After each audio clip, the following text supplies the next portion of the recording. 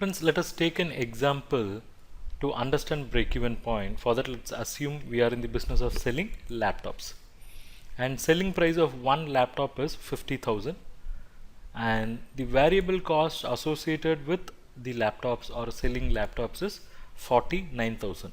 This variable cost can be the purchase cost and the related travel cost, related insurance cost, related carrying cost and all. So these are all the variable cost associated with selling the laptop. But there is also one fixed cost involved in that, and the fixed cost is 10 lakh. Let's say this fixed cost could be for power, it could be for salary, it could be for rent.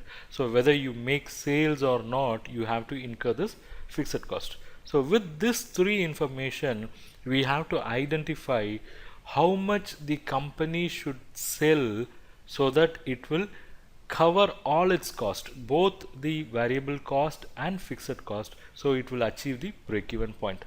So we'll get started. Let's assume the company is going to sell one unit, right?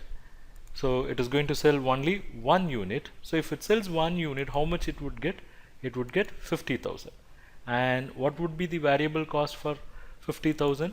The variable cost would be 49,000. So what will be the contribution available for the sales? It would be 1,000 rupees. But what is the fixed cost for the company? Fixed cost is 10 lakhs. So is there any profit or loss? Yes, there is a loss. Obviously, it is 9,99,000. Fine. So if the company sells only one laptop, it would suffer a loss of 9,99,000. So understanding this loss, let's say we'll increase the number of units. So instead of one unit, we'll make it as 10 units. What happens when they sell 10 units? The selling price would be 50,000 into 10, which is going to be 5 lakh. So if you sell 10 units, you will get 5 lakh. And what will be your variable cost?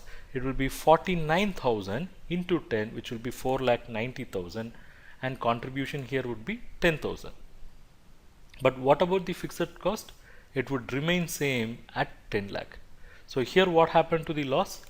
The loss has become 9,90,000. The loss has come down by 9,000. So we can understand by increasing the number of units, the loss level would come down.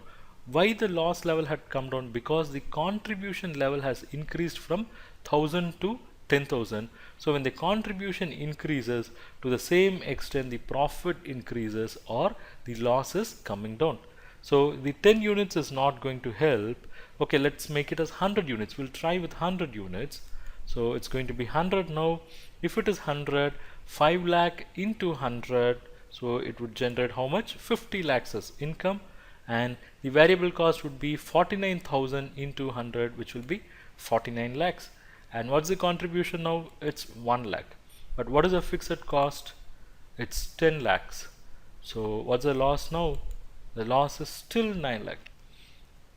So what we are understanding is we cannot simply increase the numbers. We have to increase the numbers which would cover this fixed cost. So what is the problem here? The contribution is helping. It is helping for every sale. It is increasing, or it is supporting by giving 1,000, right?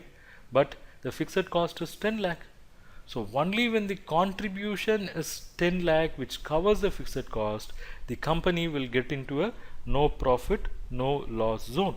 So we are interested in knowing or reaching the stage at which there will not be any profit or loss. So we are interested in finding the break-even point, and we don't want any profit figure here, right? We want it to be dash. It means if you want it to be dash, of course there you will have fixed cost of 10 lakh, but your contribution should also be 10 lakh, right? Your contribution should also be 10 lakh at that point. So if you want a contribution of 10 lakh, how many units you should sell so that you will achieve this 10 lakh level? That is more important. We should know what is a contribution per unit, because this 10 lakh is a sum of contribution multiplied, or it is a product of contribution per unit into number of units. So you have to find contribution per unit, you have to find number of units, which gives you 10 lakh, right? We know contribution per unit, how much? It is 1000. So we'll write here contribution per unit is 1000. And what do we want now? We want to know how many units is giving the contribution of 10 lakh. So 10 lakhs divided by 1000. 10 lakhs is the overall contribution, and this 1000 is contribution per unit, which would give you 1000 units.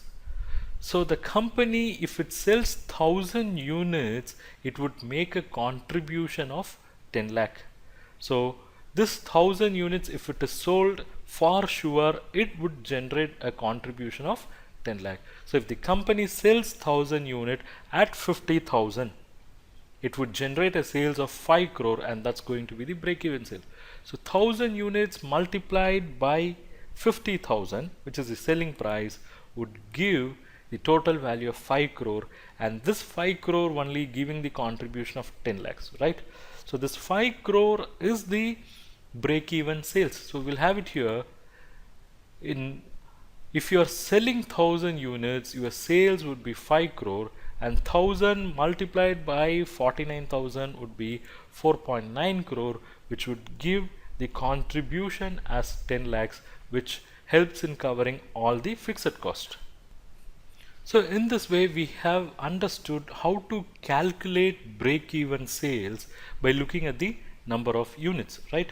So break-even point is a point at which we will know how many units should be produced so that the company will be able to achieve the break-even sales.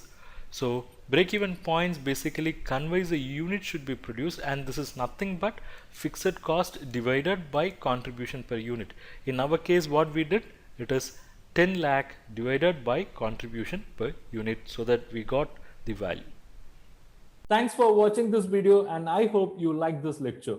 If you wish to learn more on the areas related to this topic, check our comprehensive course. I have shared the details and link in the description below. Click sign up and enroll. I'll see you inside the course.